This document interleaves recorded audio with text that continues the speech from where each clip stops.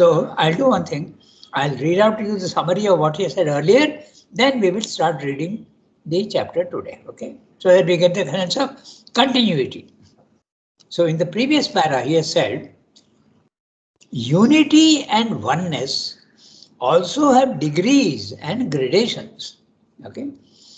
The higher you go, the more the unity expresses itself.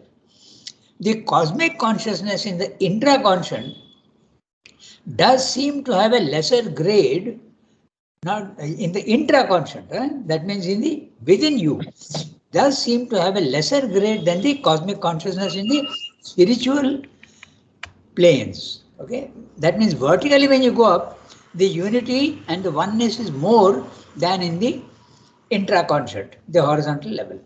Still, it is a cosmic consciousness, all right, okay, all the same, it is a cosmic consciousness. But it is sometimes even held to be the greatest experience of oneness by many others, those who are have contributed and written about the intraconscient cosmic consciousness. No doubt it's a great experience, but it is a path, a door to the greater cosmic consciousness in the superconscient. Srivamno thinks that the superconscient vertically going up is greater and more comprehensive than the inside. If you go into yourself also, you have a sympathy, and with the understanding of others, you can have the idea of what others are thinking, what others are feeling. You can even have the subtle physical level also. You can feel a oneness with everybody. That famous example of the sadhu who had to bear the whippings of the animal on his back. Okay, so even the lashes appeared on his back. So even physically, you can have a cosmic consciousness. So now I continue with the summary. Even the Gita speaks of it as an acceptance of others' joys and griefs as one's own. The Buddhist too arrives at nirvana by sympathetic oneness. The Hinayana and the Mahayana are two different paths, and the Buddhists also have, they don't reject the physical world, they do charitable works in the physical world. The Buddhist too arrives at his nirvana by sympathetic oneness and an infinite compassion. But gradations do exist, that's what he's saying. In the first stage, the yogin is subjected to dualities. He suffers the joys and griefs of others as his own. And this oneness can extend even to the body. Okay? The bullocks being whipped by his cruel master was experienced as his own by the yogin standing nearby. The second grade of the cosmic consciousness is experienced when the soul is free, when you go above. Okay? Unidentified with the outer nature, feels the cosmic reactions to be limited to the surface being only. You feel that you can feel the thoughts of others and the feelings of others, but they are only surface ripples. You're not affected by it. The soul understands and accepts and sympathizes, but does not undergo the suffering of others. It is free and never subjugated to the external touches of human nature. Then there is a third level of the cosmic consciousness. When the third level occurs, when the higher and the lower hemispheres are not separated, but unified and act as one single extension. The superconscient and the inconscient become one. God and the universe become one. Even the body, life, mind are free and obedient to the higher laws, but not subject to the cosmic laws. The cosmic laws are pain and suffering, so there you are not subject to that. The body, vital, mind obey the higher laws of the spiritual planes. There is then no formality, no dualities, no suffering, no ignorant, helpless reactions to the Bahya Sparsha. Bahya Sparsha, the external touches of the physical world. Okay? It can be physical, it can be vital, it can be mental. Okay? It can even be subtle, but we are not conscious of it. Everything that is coming from outside conditions you, but when you are in that highest consciousness of the cosmic consciousness, you are not affected by them. They may enter into you, and go out, but you are not affected by it. This condition of freedom from reactions is not an indifference, not an insensibility.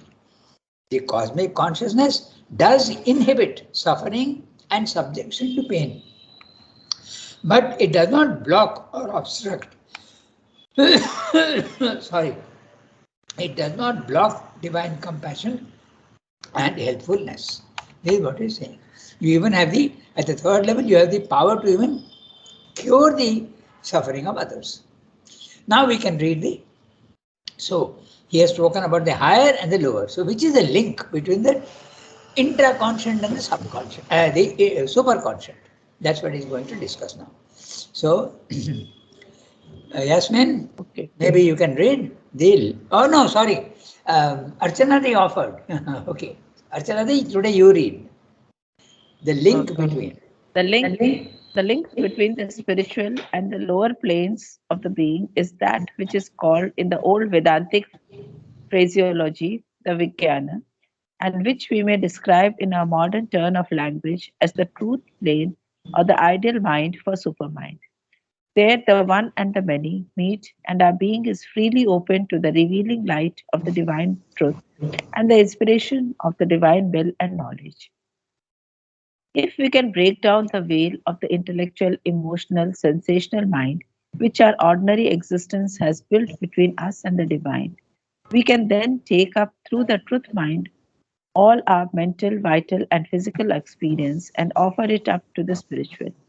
This was the secret or mystic sense of the old Vedic sacrifice, to be converted into the terms of the infinite truth of Sachidanand, and we can receive the powers and illuminations of the infinite existence in forms of a divine knowledge, will, and delight to be imposed on our mentality, vitality, physical existence, till the lower members are transformed into the perfect vessel of the higher nature.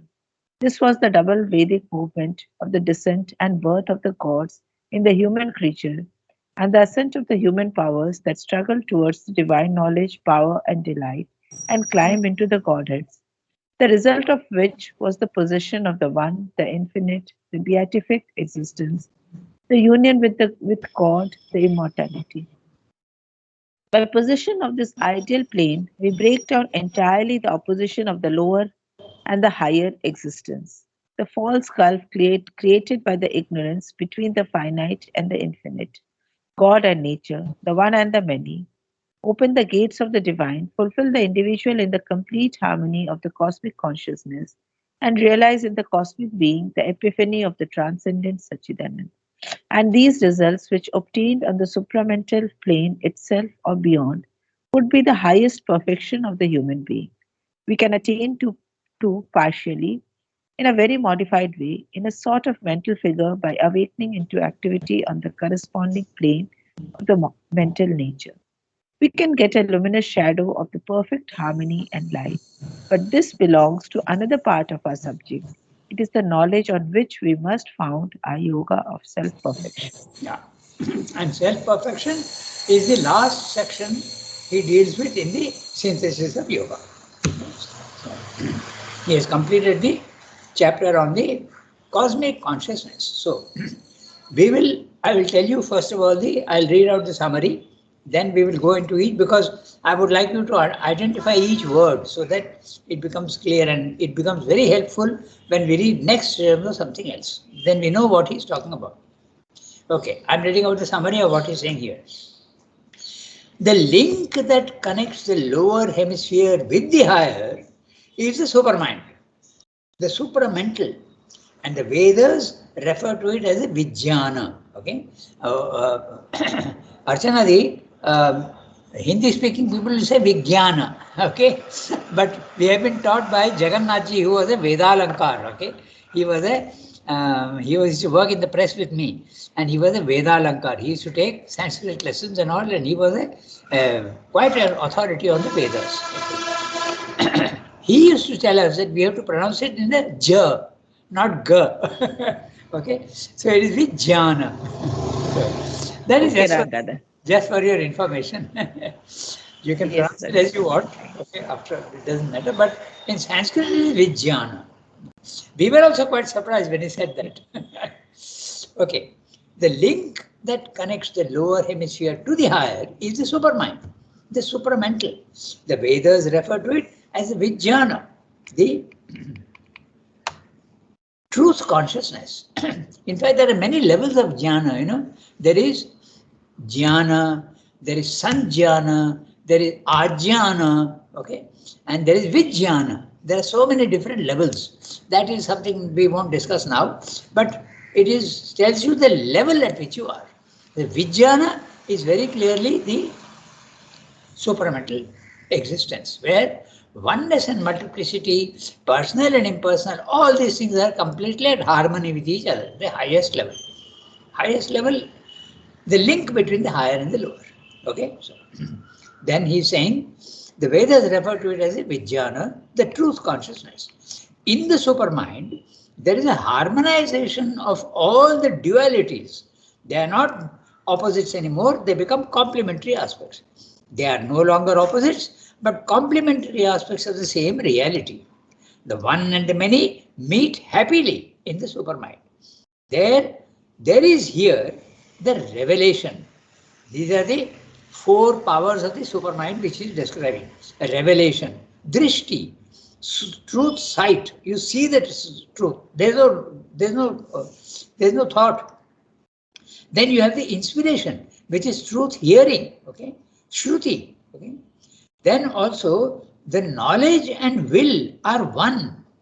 At our level, knowledge and will are not one. We may have a will to do something, but we may not have the knowledge. If we have the knowledge, we may not have the will to do it, no determination. But there, Chit and Shakti, knowledge and will are one. Okay, one implies the other. If the ascent to the truth mind is achieved by piercing or going beyond the veils of the physical mind, vital mind, and the pure mind, then the lower hemisphere's gradations of body, life, mind can be offered as sacrifice to the divine in the spiritual planes. Then the result of this offering is the transformation of the lower triplicity into the original values of the Satchidananda. The body can have the substance of Sat, the vital can become as pure as Chit Shakti, and the psychic being will express only Ananda, and the supermind becomes the mind. If you go to the supramental level, that's what he's saying. Okay, the result of this offering in the higher plane, then you can transform your body, mind, life. The offering of the lower to the higher is the ascent. When you are ascending, what you are doing is that the lower is getting slowly depleted, reduced and diminished, and the higher is filling the gap. Okay, that's what he's saying. The transformation of the lower into the truth of the higher, Satchidananda, is the descent. So when you are going up, you are losing your lower impurities and going up. That's the ascent. But there is another movement also. Those who call down the light into the body, mind, life. The light can come into your mind, the will can come into your vital, the subtle substance can come into your body. That is the descent. Okay, the transformation of the lower into the truths of the higher. The transformation of it is the descent. When you are calling the higher to come down into the lower. Okay, the transformation of the lower into the truths of the higher is the descent. The double movement of the ascent and the descent is mentioned in the Vedas. In other words, you say you become one with Indra or you become one with Varuna. Okay, that's what is meant. The descent is inevitable for the transformation and the fulfillment of the lower surface. So that's why in Srimad Yoga, descent is very important. You may ascend, your consciousness will ascend and go up, but there will be no transformation of the lower. So if you want transformation of the lower, you have to pull down that light into your mind, you have to pull down that will and power into your vital, and you have to pull down the subtle substance into your body. That is possible only when you are stationed in the supermind. But if you are not stationed in the supermind, partial transformation will be there. In Sridhar's case, even the body was partially transformed. I say partially because it is still subject to the laws of the physical world. Okay. This descent and the transformation is a fulfillment of the integral yoga. In the integral yoga, you want to go right up to that level where you transform even your mind, life and body. The human being ascends to God and the Lord descends into his lower nature. The result is the possession of the one infinite existence. This is the result. You possess the one. Man's unity with God is achieved and one realizes one's immortality. The higher and the lower are not divided and separated, but become one and a single continuous extension. This is the aim of the integral yoga, not the other yogas. The other yogas, they don't mind the division. You go into the higher and you are satisfied. The division of spirit and matter is obliterated in the integral yoga, and the highest human perfection becomes possible. But a reflection of this highest state is also found in the lower spiritual planes. Okay, so this is interesting, which was, as we have discussed many times, there's a gradation and an intermingling. So even when you have a glimpse of this supramental in the lower planes, you understand the principles of what is there in the supermind. Okay, the higher can penetrate in brief moments into the lower. You can have glimpses of it. Okay, that's what he's saying. We can get a luminous shadow. Same those words are. We can get a luminous shadow of the perfect harmony and light in the lower spiritual planes. That is possible. Even without going fully into the supermind, you can get touches of it in the lower planes. He is calling it a luminous shadow of the perfect harmony and light. So this ends the chapter on the cosmic consciousness. So to very briefly summarize the chapter, cosmic consciousness can be of two types. One is when you go into your intra-conscious without rising into the higher. Okay, when you go into your intra-conscious. The intra-conscious, as I said, to use that very crude image, but it's helpful. You go into your house, okay, deep into your house. You don't sit at the front room where the doors and windows are looking out into the physical world. But when you go deep into your house, at the back of your house, it's open to the sky. It is your own plot, and there's a wall, but there is no building there. You are in touch with the sky. In other words, it's a symbol of you are in touch with the universe. So there you can have all the knowledge that is stored in the intraconscious. So that is possible. That's what happens in hypnosis. No? When you are hypnotized by somebody, your outer nature is sleeping. Yasmin, I am reminded of your experience. But you have to, if you want to be hypnotized, you have to agree to be hypnotized. Because if you have a strong will, why should you let somebody else dictate terms to you? Okay. So if you are willing to get depressed, then the outer consciousness goes into sleep and the consciousness goes into your, and that becomes a reality. Why is it that we don't feel the intraconscious when we are normally in our waking consciousness? Because it's like the stars in the morning. Okay, in daytime the stars are there, but the waking consciousness is like a huge daylight, and that's why you don't see your intraconscious. Okay, so when you sleep, the daylight of your waking consciousness has reduced. So in your sleep you go into the intraconscious, you can even go into the other worlds. So these dreams that you have are real. Don't think that they are not real, but they are subtle realities. They are not gross realities.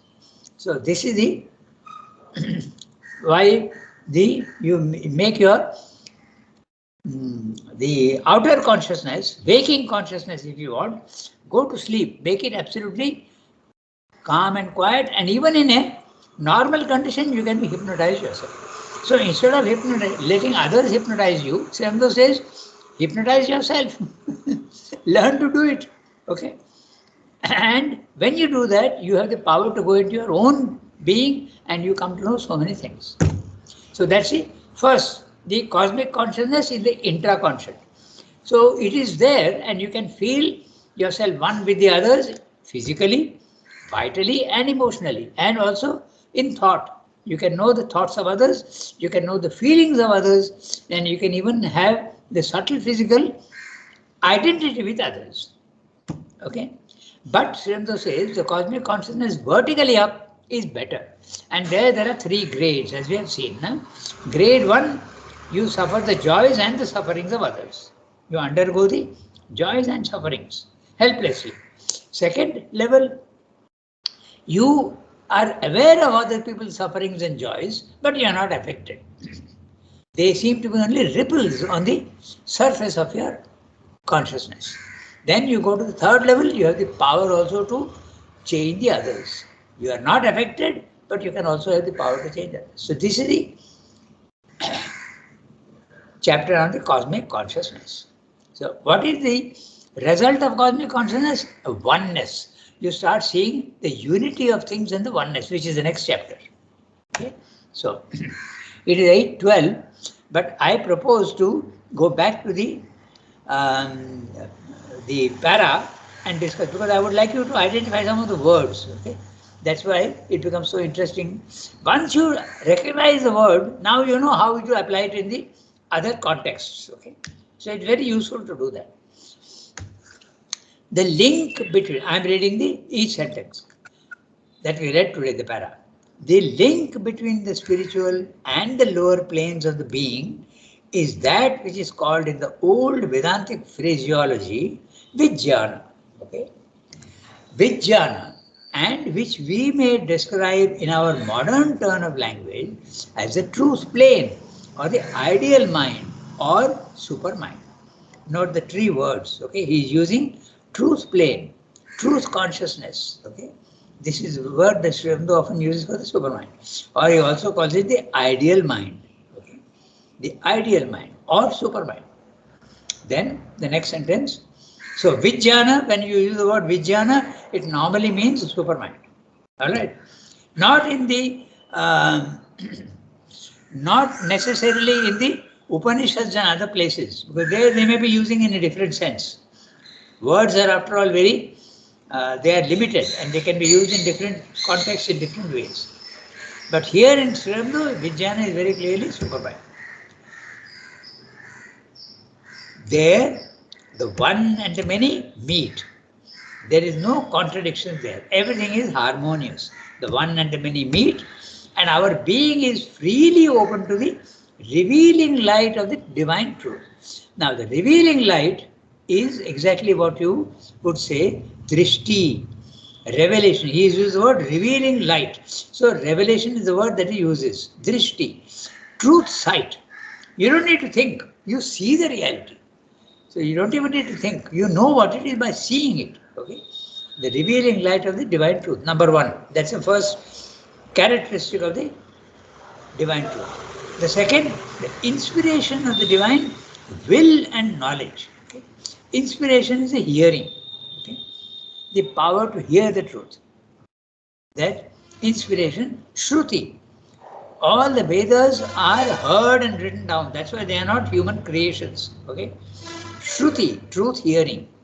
One example of Shruti is Sri Aurobindo getting the command from Sri Krishna, go to Chandranagar, go to Pondicherry. Okay. Apart from that also he was having many, but he has mentioned these two. Inspiration. The word inspiration in English is something else normally, but Sri Aurobindo uses it in the sense of truth hearing, hearing the truth. Okay. Then he goes to the next one, will and knowledge. Okay. The will and knowledge, Chit Shakti. Okay. Knowledge will. So, if we can break down the veil of the intellectual, emotional, sensational mind, which our ordinary existence has built between us and the divine, we can then take up through the truth mind all our mental, vital and physical experience and offer it to the spiritual. This is the secret of the or mystic sense of the old Vedic sacrifice, to be converted into the terms of an infinite truth of Satchidananda. It's a huge sentence, so I'll have to go step by step, okay? We go phrase by phrase. If we can break down the veil of the intellectual, emotional, sensational. Intellectual, your mind. Emotional, your vital. Sensational, the physical mind, okay? The physical mind. The pure mind is intellectual. The vital mind is emotional. The sensational mind is the physical mind, manas, which our ordinary existence has built between us and the divine. Your ordinary existence is nature. Nature has given you these three instruments. We can then take up through the truth mind all our mental, vital, and physical experience and offer it to the spiritual. That's a surrender. Okay. This was the secret or mystic sense of the old Vedic sacrifice. So he's explaining to you what is sacrifice. Yajna. He has put sacrifice in double quotes. Why has he does that? Because sacrifice normally means losing something which is precious to yourself. But it is not in that sense that the word sacrifice is used here. Because sacrifice is using the word because in Sanskrit you have the word yajna. Okay. Yajna, sacrifice. You are sacrificing your limitations and giving it to the Lord. You are offering it to the Lord. This was the secret or mystic sense of the old Vedic sacrifice. To be converted into the terms of the infinite truth of Satchidananda. And we can receive the powers and illuminations of the infinite existence in the forms of how do you receive the top? The descent comes down. Divine knowledge, divine will and delight to be imposed on our mentality, vitality, and physical existence. The divine knowledge comes into our human mind. The will and delight, will comes into our vitality. Okay? And the physical, the ananda also comes down. Till the lower members are transformed into the perfect vessel of the higher nature. This perfect vessel has not yet happened in history, but partially it has happened. But fully it has not yet happened, but it is sure to come. That's what Sri Aurobindo says. This was the double Vedic movement of the descent and the birth of the gods in the human creature. Okay? The gods come down. This is what happened to Sri Aurobindo in 1926, 24th November. Sri Krishna actually descended into his body. Okay? That's the descent. And the ascent of the human powers that struggle towards the divine knowledge, power, and delight, and climb into the Godheads. You go up and merge with the Godheads above. The result of which was the possession of the one, the infinite, the beatific existence. Beatific Ananda, aspect of Ananda. The union with God and the immortality. By possession of this ideal plane again, he is using the word ideal as the spiritual planes of consciousness. Okay. But here he is meaning the supermind. We break down entirely the opposition of the lower and the higher existence, the false gulf created by the ignorance between the finite and the infinite, God and nature, the one and the many. In fact, Sri Aurobindo has already done that in the subtle world. It has to be expressed in the physical world. 1956, 29th February, this barrier was broken down by Mother. Okay, so open the gates of the divine, fulfill the individual in the complete harmony of the cosmic consciousness, and realize in the cosmic being the epiphany, the manifestation, the epiphany of the transcendent Satchidananda. And these results, which obtained on the supramental plane itself or beyond, would be the highest perfection of the human being. We can attain to partially, in a very modified way, in a sort of mental figure, by awakening into activity on the corresponding plane of the mental nature. This is what he's saying, that even if you don't go to the supramental plane, transcendent Satchidananda, part of it you can get even in the lower planes. That's why he's saying we can get a luminous shadow of the perfect harmony and light. But this belongs to another part of our subject. It's the knowledge on which we must found our yoga of the self-perfection, which I told you is the fourth part of the synthesis of yoga. Okay, so 8:21. So When Can you I have, ask a question? absolutely, go ahead. Since Mother Ah, had the supramental consciousness, she pinned it down on earth. Then where was the need for her to leave the body? oh, but she did not attain. The difference is experiencing is one thing, but attaining is permanently you are stationed in the supramental world. Permanently. Then you have the power to change even the body. That has not yet happened. No? She has done the work according to many, right up to the subtle physical. She was able to transform her body right up to the subtle physical. But the physical transformation has not yet taken place. That's why death was still, the old law of death has not yet been fully cancelled in the physical world. That law still exists. And that law will exist forever. But for those who can take their consciousness and station it permanently in the supermind, there will be no death for them. Only. There will be death for animals, there will be death for human beings, there will be death even for yogis, but there will be no death for the supramental race. You have to permanently station your consciousness there in the higher. Then you have that capacity. Okay? So Mother has done the work to a great extent, maybe even 90%. But the transformation, it is not yet time for it. The world has to go slowly, step by step. It's a good question. And there were many people who were highly disturbed when that happened. Yasmin was very close to Amal, and Amal was very disturbed when that happened. Yeah. But Nolida was very, very clear. He is a spiritual rationalist. He is very, very practical and rational. You know what he said? He said, the work of complete transformation of the body has been postponed. He had the courage to say that. So that's the reason why she left. Okay.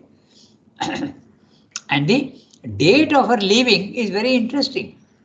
Okay. I don't know if I've discussed that one day, but Mother's and Suyamdo's lives were so intimately entwined together. Okay, there is a link between them which was indissoluble. Okay, and that link can be seen even in the time when they left their body. It's very interesting. Okay, so I'll just briefly mention because we have got some time before we start the oneness next time. We'll start. So, in fact, since you raised the question, Yasmin, let me tell you that there were many who were pretty stunned about Mother leaving her body, and they said that you people have not created the right atmosphere and the right conditions. Okay, Mother had told everybody not to touch her body, not to be in a hurry to put her into that wooden box. She acted like that. Okay, so there were some people who said that you people have acted in a hurry. But actually what happened was, just see, the link between Mother and Sri Aurobindo is very, very interesting if you see. And that applies even to the time of death. Okay. Mother was born on 1878, 21st February. Sri Aurobindo was born in 1872 on 15th August. Now, the difference between February and August is 6. Okay. This is the link. You will see this link connecting them throughout their lives. Okay. Now, take 21st is a birthday of Mother and take 15 as Sri Aurobindo birthday. You make the difference, again it comes to 6. So there is a very clear purpose and a design which links them together. Okay. Then there are many other things also that connect them, and you will see that every time it goes to 6. Okay, so Sri Aurobindo passed away at 1:20 precisely. The time was noted at night. Okay, 1:20 he passed away. Left his body.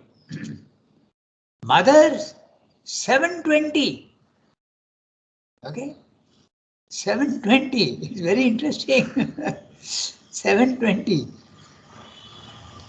Exactly 6 to the minute. So it's not something very random or something by chance it has happened. It can't be. There is that link. Okay. So she finished the work that was possible right in the physical world at that time. The conditions what were there allowed that much, and then she left the body. In fact, she was being told that you just do the work. In the notes on the way, very clearly she says that I am not being told what will happen. I am being told only what I have to do, and I am doing that. Okay? A tremendous spiritual humility. You can't imagine. Okay? Very clearly accepting that I am not being told what will happen, but I am being told what I have to do. And she did that. So death has not yet been conquered in the physical world as yet, but the potentiality has been built into the earth. That will happen. Okay. So. But the dates of their passing away Pardon? was the dates when they left their body was 5th and the 17th. Yes. And the difference between 17 and 5 is 12. Which is and double of half 6. of 12 is 6. It is double of 6, exactly. That's right. You will see this connection of 6 in many other ways also. Okay. Sri Aurobindo came to Pondicherry